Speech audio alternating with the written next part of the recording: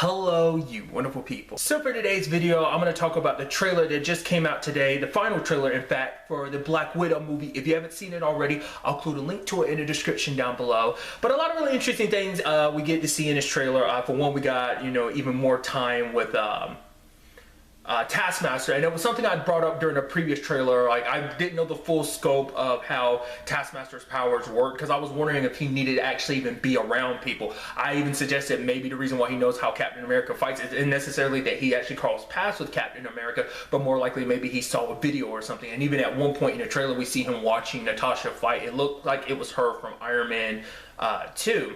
But so that also shows, like, okay, so obviously he just needs to see you fight. Doesn't even have to be like face to face. But the fact of the matter is, later on when he's fighting Red Guardian, we see him kind of bring out like claws. So it's like he's very like Black Panther fighting style. And even at one point when he flips and kind of lands, I don't know whether that's Black Panther or that's supposed to be Spider-Man, but either way, it kind of shows you that means like all the airport scene during Civil War, that means he saw all of that somehow. So that means he's copied everyone's abilities, ranging from Falcon to, Black Panther to Spider-Man to Winter Soldier. So he kind of got a full scope. I mean, I guess that's what makes him kind of like the top-notch person that he is. But the fact of the matter is, we also learned that Taskmaster is also the one in control of the Red Room. That Taskmaster is the one that resurrected it and is kind of leading, because Natasha's sister is saying that basically they're aware, they're conscious, but they're not in control of their bodies. They're kind of like not even mindless slaves, because they are awake, but they just can't do anything about it. And obviously, the running theme in this is the fact is that Natasha is having to confront her past, because she even says it later on in the trailer where she was like, "I'm sorry, I should have come back for you." And that's something I'm curious about. Why didn't she? I guess like the fear of maybe it was a situation where she thought her sister had died, so she was just kind of like, maybe it's this guilt of kind of feeling like, I was so desperate to get away from the situation, I didn't try hard enough to bring you with me, because I don't know. I don't think that's her actual sister. I think it's just they grew up in a program together, and that there was a kinship, a family ship that was born there. That's why I'm curious about like Red Guardian and Rachel Weisz's character, about like, is that what that? Because it's like, oh, like Red Guardian's like, listen to your mother. I was like, I doubt that's her actual mother, but maybe they grew up in a program together. Maybe that was the whole thing of like they try to make you assimilate as an assassin to make you like get well adjusted as a so you have to. People you spend time with maybe they were actually a family of assassins, so they actually did work together as not just a team but also a family. Maybe that's kind of how they trained, or maybe just with everything to deal with the Red Room, maybe they ended up pushing past who they were made to be and actually did become a family. I'm really interested to kind of dive into that and understand like the full dynamic of their relationships. I also like that intro thing of like her sister being like, "Oh yeah, I tell people you moved out west, you're a science teacher, and your husband does this and that," and it's like, oh no.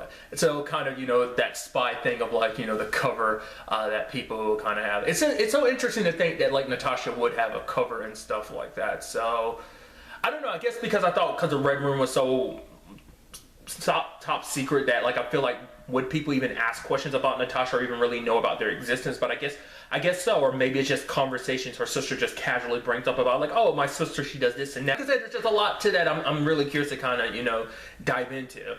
Something else I hadn't even really thought about watching the previous two trailers is like, well, because I think there's going to be, I'm pretty sure there's going to be like stuff from this movie that carries on to present day in the MCU timeline. But something that never really crossed my mind is like, right, even if a lot of people in this movie survive the movie, that doesn't mean they survived the snap. So it's like some of those people might have come back after the snap, which would be interesting considering the fact that Natasha helped basically, she sacrificed herself to get the Soul Stone, so she in part, is kind of the reason why they were able to bring everyone back, so I think that'd be kind of an interesting theme if they kind of push that forward, that at least one, or at least whoever survives this movie ended up getting snapped. That's what I don't know, because that would also explain maybe like why she probably had no contact with said family in that 5-year period, because anyone who does survive this movie probably did get snapped. Another aspect to this is kind of something we've seen in the previous trailer, was the whole aspect of like the multiple other Black Widows that are the assassins from the Red Room and stuff like that. Even at one scene you actually see her kind of having to like the whole army of them are funneling into a room, and she's kind of fighting them sadly by herself at that point in time. Obviously, and I've talked about this before as well, the thing I'm probably the most curious about is to see where Natasha finds herself at the end of this movie that led to her being who she was in Infinity War, leading to who she was in Endgame, you know, because for her, she's like, I'm done running, because I think she spent so much of her life, even what the time we've known her, because she even says at the beginning, she's like, before I was an Avenger, I'd made plenty of mistakes. But now it's like, you know, she's become the hero she is, and she's done running, you know, because I guess her experiences in the MCU so far, just all that has kind of pushed her to be that person that she is now, to be able to finally confront a past that she, you know, spent so much time running away from. Obviously, these are just some of the thoughts going through my head. I'd love to get to know yours in the comments down below. But really, that's all I want to talk about today. Next time we meet, be happy, be safe, live life to the fullest, and enjoy it. Good day and goodbye.